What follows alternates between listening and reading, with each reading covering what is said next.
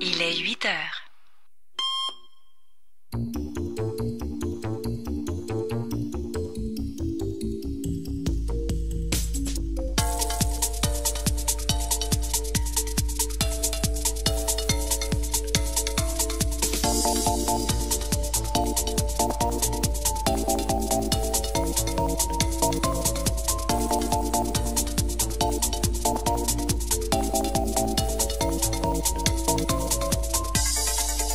Bonjour et bienvenue au matin éphémère. Vous êtes sur les ondes de CKRL. Bien, la météo aujourd'hui, moins 8 degrés, c'est un peu plus chaud qu'hier.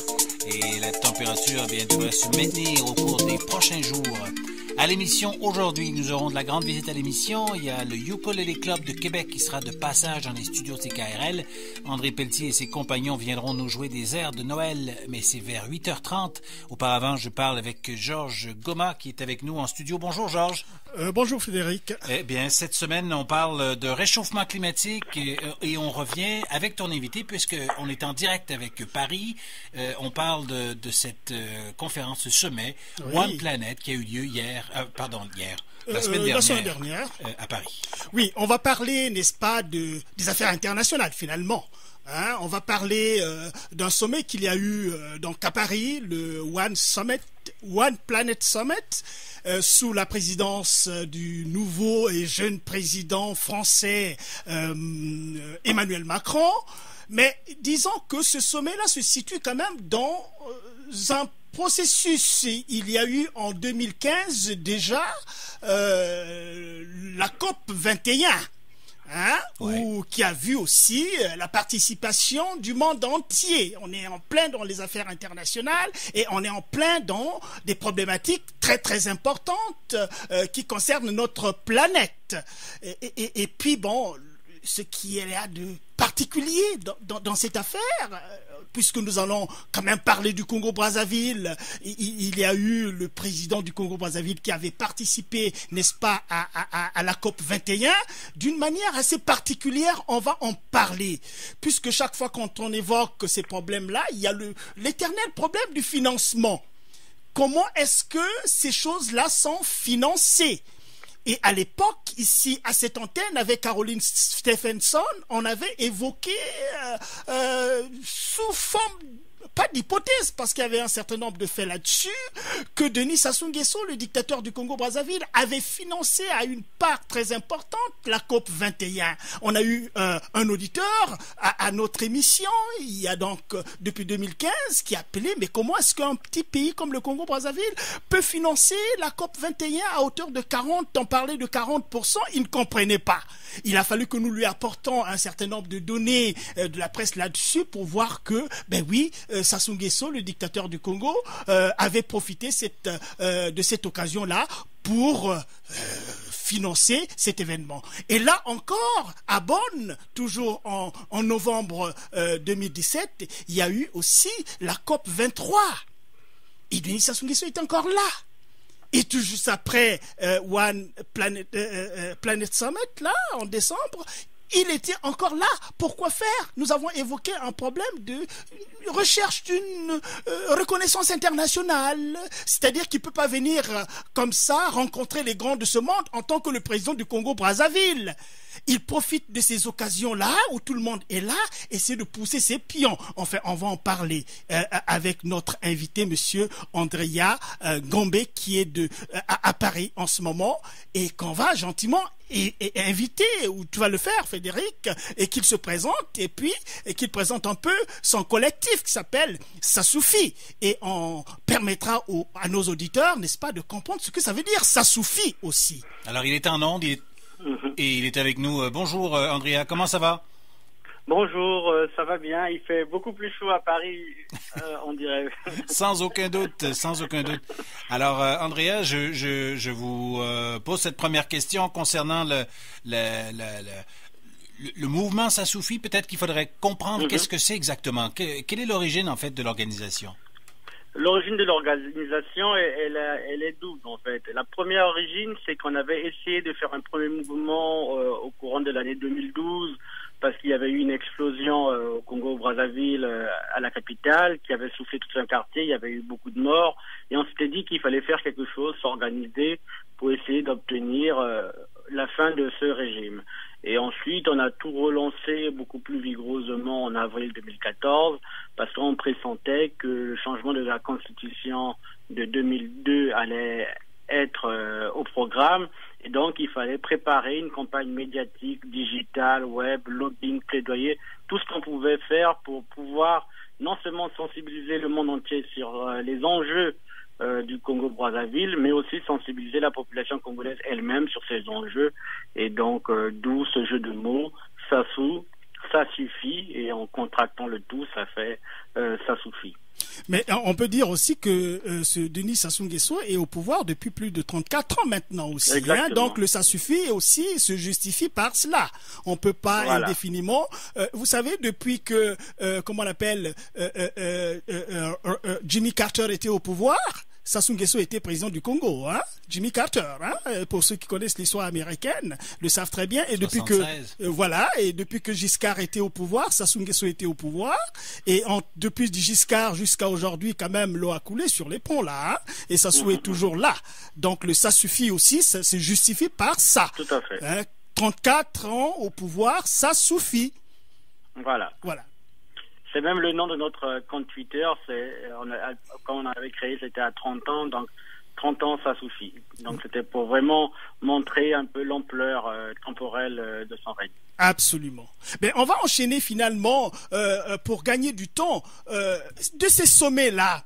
On vous a vu quand même en selle à Paris. Il y a vous, le collectif Ça Suffit, mais il y a aussi les indignés 242 et d'autres qui se sont illustrés alors de la manière la plus manifeste à Paris contre l'arrivée de Denis Sassou Nguesso. Alors, est-ce qu'on peut en savoir un peu sur cet élan que vous avez pris à Paris et qu'est-ce que ça a donné en fait? Non, déjà, cet élan, c'est en fait un élan global, hein, puisque on peut souligner que les Gabonais aussi ont fait preuve de mobilisation et d'autres communautés. C'est-à-dire que nous sommes décidés à ne plus laisser l'Europe, et notamment Paris, être une espèce de marchepied pour les différents régimes autoritaires. Ce qui s'est passé pour les Congolais, donc c'était prévu de longue date dès qu'on a eu l'information qu'ils allaient arriver sur Paris, donc on s'est mobilisé pour pouvoir faire échec au dispositif de communication, parce qu'il faut savoir que la dictature joue justement sur ce genre d'image pour pouvoir bourrer le crâne aux populations au niveau des différents pays. Et donc quand on est au fin fond de Brazzaville et qu'on voit simplement la réception de M. Sassou avec M. Macron, sans avoir les clés de décryptage des différentes images, on peut se sentir un peu, découragé en se disant, voilà, le tyran a été reconnu, alors qu'il n'en est rien, puisque M. Sassou était là en qualité de porte-parole de la commission climatique du bassin du Congo. Donc, il n'était même pas là en qualité, vraisemblablement, de président ou de président reconnu. Donc voilà, c'est ce genre de tricks, comme on dit en français, c'est ce genre de tour de passe-passe que souvent les dictateurs jouent pour pouvoir enfumer les peuples. Oui, mais pour nos auditeurs du Québec ou de l'Amérique du Nord d'une manière générale, parce qu'on est très suivis, on a des retours là-dessus, on est un peu suivis partout, et ici à CKRL, quand même, on a fait un travail de fond, de sorte que les auditeurs d'Amérique du Nord sachent finalement un peu sur l'Afrique et le Congo-Brazzaville davantage. Ce que vous venez de décrire là, donc on peut se dire, mais oui, mais pourquoi en vouloir à un président de la République de cette manière-là? Il y a certainement un contexte. Il y a des choses qui se sont passées en 2014, il y a eu le changement de la Constitution, alors qu'il ne fallait pas le faire. Sans aller jusque-là, en restant simplement sur le sommet One Summit, nous avons un individu qui a chassé la délégation... à l'époque, c'était la délégation de Greenpeace qui devait venir faire de la sensibilisation sur la déforestation. Ils n'ont pas eu le droit d'accoster, ils ont été chassés du Congo. Il y a eu juste avant ça Monsieur Stephen Cockburn, qui est un agent d'Amnesty International qui a été interdit de séjour. Dans la semaine qui avait suivi, il y a eu des journalistes qui ont été molestés. Donc nous sommes en face d'un régime autoritaire, d'un régime hyper violent, un régime qui bombarde sa propre population et donc qui n'a pas intérêt à être très médiatisé sur ces différents thèmes-là. Donc oui, la colère des peuples est légitime et on tenait justement, comme nous sommes une radio canadienne, à saluer le travail fait par l'État canadien, le gouvernement fédéral canadien et le gouvernement du Québec pour la loi qui a été adoptée sur les victimes des dirigeants étrangers corrompus. Donc aujourd'hui, ces différentes personnes qui volent et pillent les pays africains ne peuvent plus venir se réfugier au Canada et nous espérons que le Canada va prendre un leadership, notamment au niveau de la francophonie pour pouvoir étendre cette loi à l'ensemble des pays, en commençant par les pays francophones. Donc il y a vraiment une nécessité de sévérité face à ces régimes-là et le Canada est vraiment à la pointe et nous sommes très fiers et très heureux de le voir. Absolument. Mais, Andrea, enfin, j'aimerais, si tu me permettez une question, il apparaît aussi que le Congo soit engagé dans des négociations, on parle de négociations complexes avec le Fonds monétaire international. Comment votre collectif explique la difficulté de ces négociations? La difficulté des négociations, c'est justement parce que la société civile congolaise s'est mobilisée. Si on ne s'était pas mobilisé, nous pensons que l'accord aurait été déjà trouvé.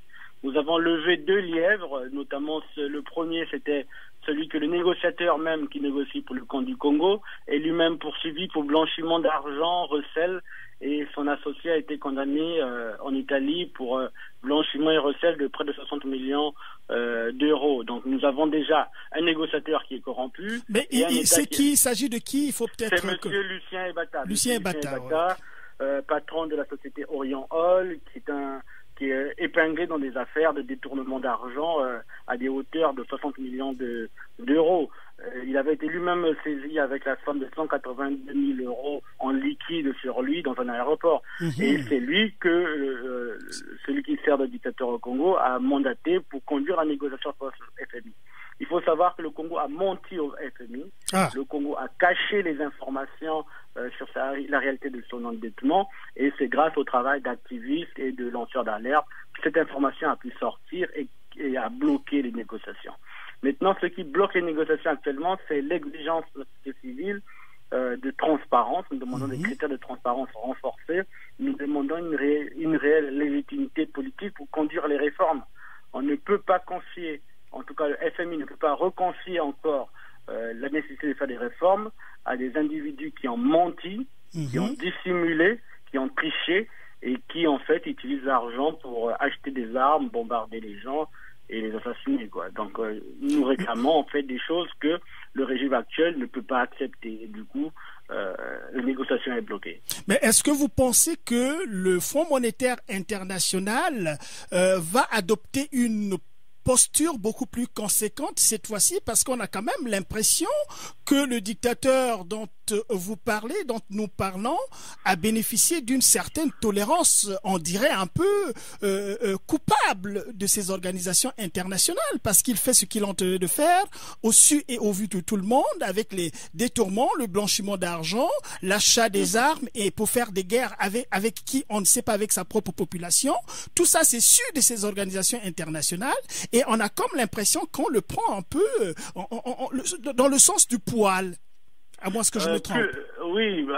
Plus vraiment, parce que les dernières déclarations de Mme Christine Lagarde ont le mérite de la clarté. Maintenant, il se trouve que la dette du Congo est égale à la somme des dettes cumulées des autres pays de la zone monétaire à laquelle le Congo appartient, qui s'appelle la CEMAC, et le souci de ces institutions, c'est de ne pas voir cette zone CEMAC exploser.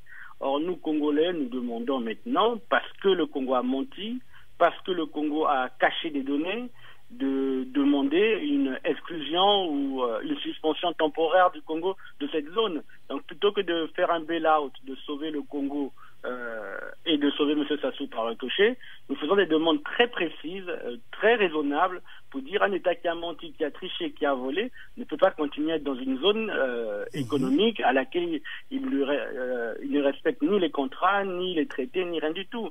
Donc à un moment donné, c'est une exigence qui peut être entendue par ces institutions. Nous ne leur demandons pas de faire les choses à notre place, nous leur demandons simplement d'appliquer les traités, d'appliquer le droit, d'appliquer ce qu'on appellerait du common sense, donc du sens commun, parce que il est inadmissible que ce régime qui a fait faire le pays 3 fois faillite, dont 2 fois en moins de 10 ans, puisse encore bénéficier de largesse, quoi. Et ça, je pense que c'est un discours, à force de le répéter, et surtout nous disons bien au FMI que s'il arrivait qu'un accord soit trouvé sans que ces exigences soient prises en compte, nous estimons que les Congolais ne se sentiront pas responsables de ce nouvel accord, et en cas de changement de régime, les Congolais ne rembourseront pas cette dette. Bon, alors Andrea, on me dit qu'on a aperçu Strauss-Kahn, l'économiste déchu, à cette conférence. Alors, qu'est-ce que ça signifie? Qu'est-ce qu'il fait? Ça signifie que les femmes congolaises sont très belles. Il est amateur, mais bon. Au-delà de cette boutade, c'est la capacité justement de cette dictature, et ça montre très bien l'arrière-plan. L'arrière-plan, c'est que l'État français aujourd'hui n'a plus la maîtrise d'un certain nombre de ses propres acteurs, qui se permettent d'aller faire des affaires parfois contre l'intérêt de leur propre pays, en allant fricoter avec des régimes autoritaires et des régimes criminels. Donc M. Strauss-Kahn est à la recherche d'argent, et nous avions eu une information comme quoi, quand il avait été président du FMI, il devait en partie son élection au vote de certains pays africains peu scrupuleux, dont le Congo et d'autres petits pays autour. Donc voilà, c'est un retour d'ascenseur. C'est un retour d'ascenseur, mais il y a eu aussi une rencontre avec le ministre français de l'économie. C'est quand même étonnant de voir un chef d'État, un soi-disant chef d'État, d'être réduit un peu à faire comment on appelle ça, à faire le pied de grue auprès d'un ministre de l'économie. Qu'est-ce qu'on peut savoir un peu autour de cette rencontre? Nous n'avons pas eu de confirmation de la rencontre. En revanche, on avait eu une information comme quoi c'était M. Darmanin, qui est ministre du Budget, qui s'était finalement déplacé à l'hôtel. Mais peu importe. Ce qui ressort, c'est que M. le maire est aussi, en qualité de ministre de l'économie, il est aussi ce qu'on appelle président du Club de Paris, qui est un club informel de négociations sur les dettes des États, et à ce titre, il a quasi rang de chef d'État. Donc c'est plutôt peut-être à ce titre-là, et comme il n'osait pas l'écrire, que la rencontre était prévue, mais le travail aussi bien de la société civile congolaise ici à Paris, de cette diaspora, nous avons appelé le ministère, il y a eu une manifestation devant le ministère, et donc nous n'avons pas eu vent ni vu ni entendu un cortège de M. Sassou passer par là. Donc cette réunion a-t-elle réellement eu lieu? Nous ne savons pas. En revanche, M.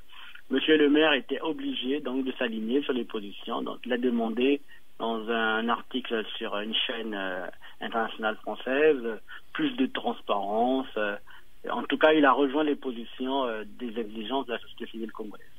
Oui, mais Monsieur Gambé, la situation sociale est catastrophique au Congo-Brazzaville, et l'État, évidemment, court la banqueroute, et on a comme l'impression que quand les autorités congolaises parlent de cette histoire-là, ils généralisent les choses au niveau de la sous-région en disant qu'évidemment ça se passe ailleurs, et puis le cours du pétrole aussi qui a baissé.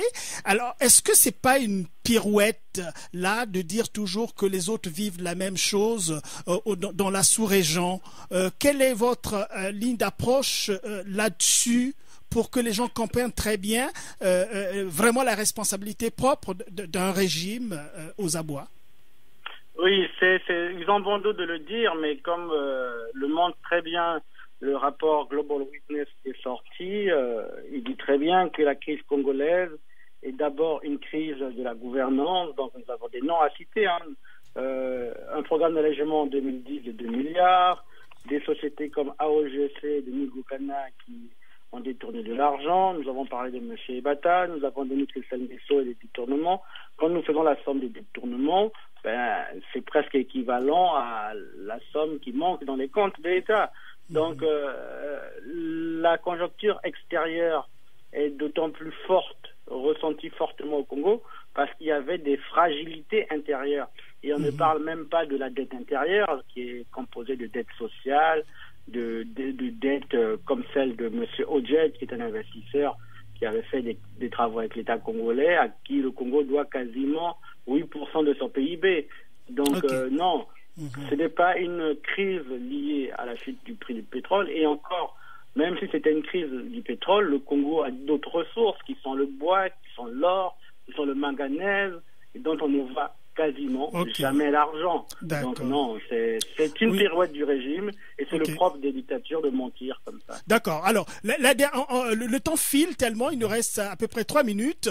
Mais qu'est-ce que vous pouvez nous dire un peu de la situation politique actuellement au Congo? Il y a des prisonniers quand même, des prisonniers politiques au Congo-Brazzaville. Est-ce que vous pensez, quel est votre potentiel là-dessus? Qu'est-ce qu'on peut faire pour libérer ces personnes qui ne doivent pas être là où ils sont en principe, et essayer d'avancer un peu pour la résolution du problème au Congo-Brazzaville quand même? Oui, déjà ce que nous pouvons dire, c'est que nous avons par exemple le général Jean-Marie Michel Moroko qui actuellement souffre d'une rage de dents et est empêché de voir un médecin, un dentiste, qui est une violation claire de ses droits. Et c'est lui qui a gagné l'élection présidentielle, qui est en prison. Hein? Nous avons le cas de Paulin Makaya qui devait être libéré le 1er décembre, mais qui n'est toujours pas libéré, donc c'est une violation de ses droits.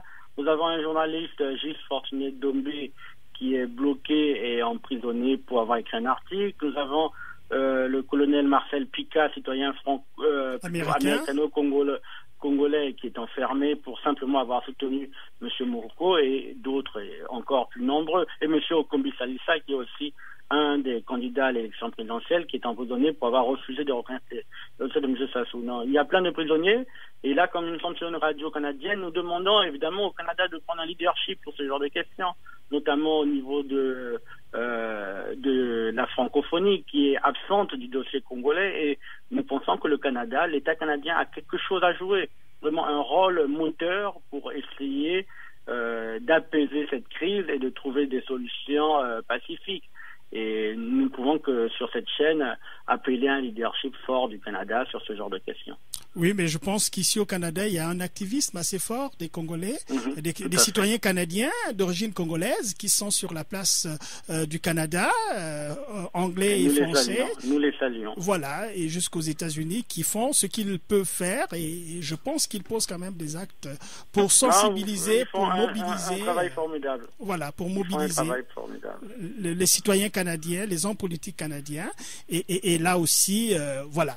Donc, je pense qu'il y a des choses qui se font par ici également, et que l'on espère vont concourir, n'est-ce pas, finalement, au règlement de la situation du Congo-Brazzaville.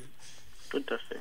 Très bien. Eh bien, voilà, c'est tout pour cette entrevue. C'est tout le temps que nous avions. Merci infiniment à M. Andrea Gombe qui nous parlait de Paris. Merci à vous. Voilà. Merci, et merci aussi à Georges Goma pour cette chronique. Avec plaisir. Bonne journée. Toujours. Bonne journée. Au revoir.